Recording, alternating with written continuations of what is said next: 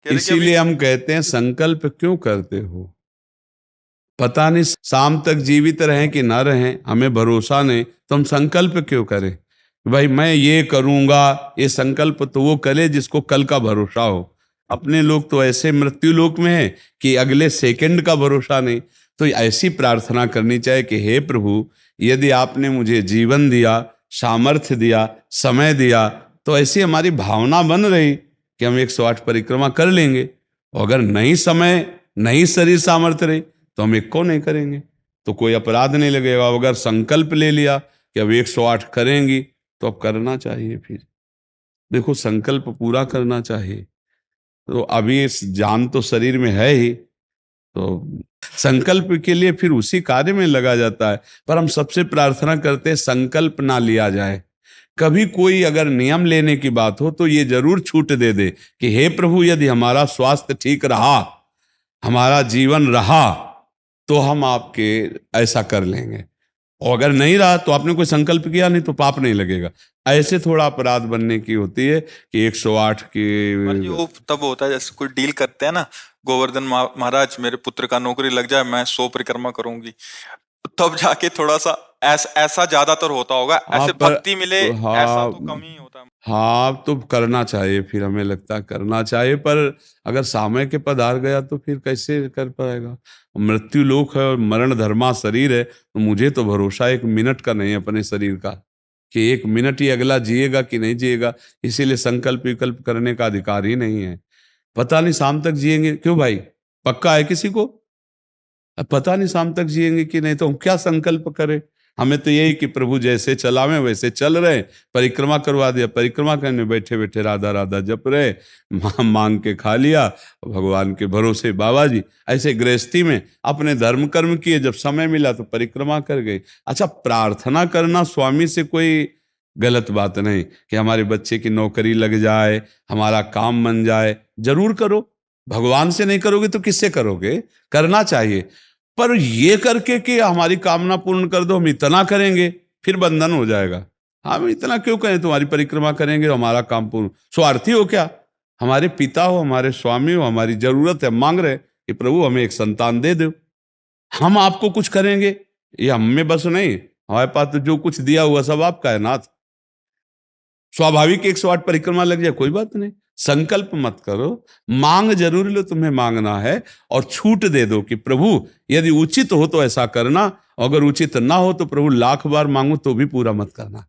ये भक्तों की मांगे होती हैं, ये सत्संगियों की मांगे होती है कि नाथ मेरी आवश्यकता तो है, पर अगर आपको उचित लगे तो आप दे देना, और अगर उचित ना लगे तो मेरे मांगने पर भी आप ना देना। ये जब ये बात बनी रहती है कि जितना नाम जप होना चाहिए उतना नहीं होता, उतना, ये बात तो हमारे में भी है।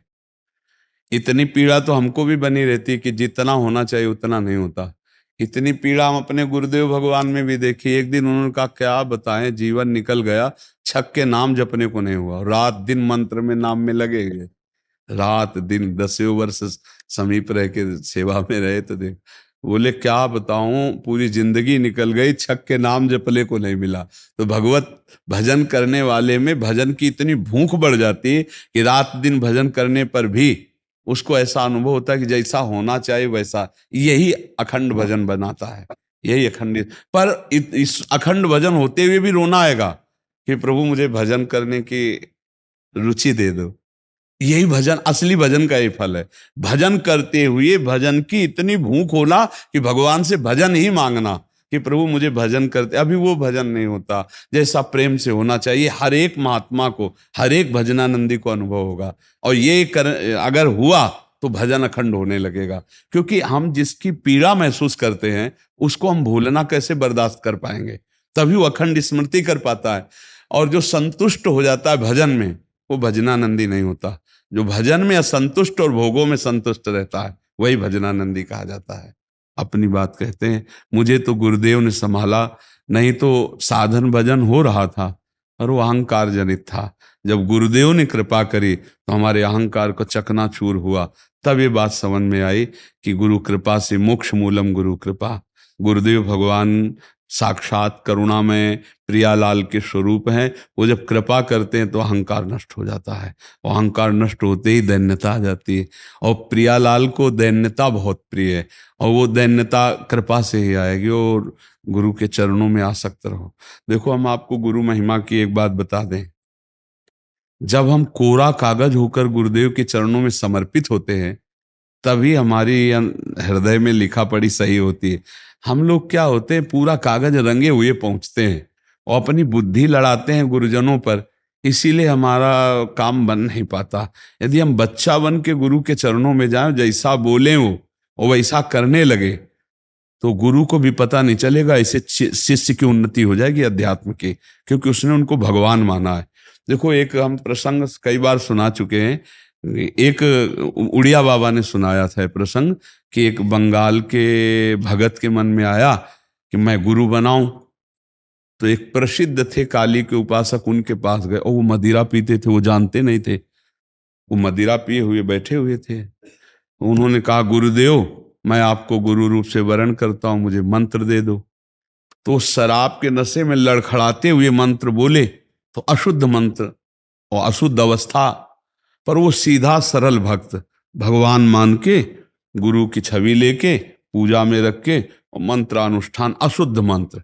1 साल ही हुआ कि माँ भद्रकाली प्रकट हो गई, काली, और उनका बेटा, तेरा गुरु ढोंगी है।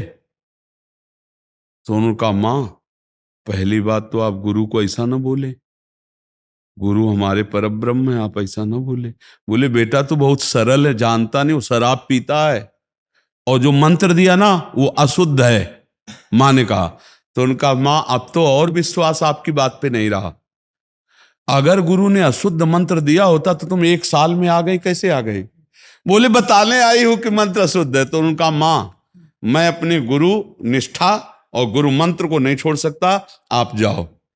तो उनका बेटा, मैं तुम्हारी गुरु भक्ति पे प्रसन्न हुई, और आज से मेरे सिद्ध करने का मंत्र यही होगा, जो अशुद्ध मंत्र। ऐसा गुरु भाव किया जाता है। गुरु को परब्रह्म साक्षात माना जाता है।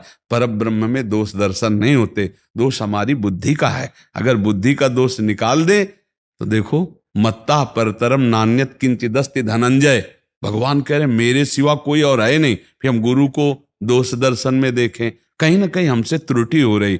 हमें घोर पापी में भी भगवान देखना है, तो गुरु में भगवान देखने में क्या बात है? विचार करके देखिए। जब हम गुरु में भगवान देखते हैं तो अपना समर्पण करते हैं, और जब वो हमारे साथ उल्टा व्यवहार करते हैं और हम सह जाते हैं, तो हमारा अहंकार नष्ट हो जाता है। वहीं वहीं रहकर उसको चोट पहुंचने दो अहंकार को, और अहंकार जब मिटिया मिट हो गया, तब कृपा उदय हुई, तब समझ में आया को हो साक्षात परब्रह्म गुरुदेव हैं। गुरुर ब्रह्मा गुरुर विष्णु गुरुदेव महेश्वरा, गुरु साक्षात परब्रह्म तस्मै श्री गुरु। गुरु में भगवान बुद्धि करना बहुत कठिन बात है, सबसे कठिन बात विश्व में, समझ लो। गुरु में परब्रह्म बुद्धि करना, और गुरु में परब्रह्म बुद्धि नहीं तो कुछ भी कर ले, अहंकार नष्ट नहीं होगा। यह खुली बात कह रहे। गुरु ही एक वो खिलाड़ी हैं जो हमारे अहंकार को मिटिया मेट कर दे सकते हैं, दूसरा नहीं, दूसरा नहीं। इसीलिए ध्यान मूलम गुरु मूर्ति, पूजा मूलम गुरु पदम, मंत्र मूलम गुरु वाक्य, मोक्ष मूलम। गुरु का चरणामृत पियो, गुरु की चरण रज लगाओ, और गुरु के आगे एक तुच्छ सेवक की तरह रहो, अभी दैन्यता आ जाएगी।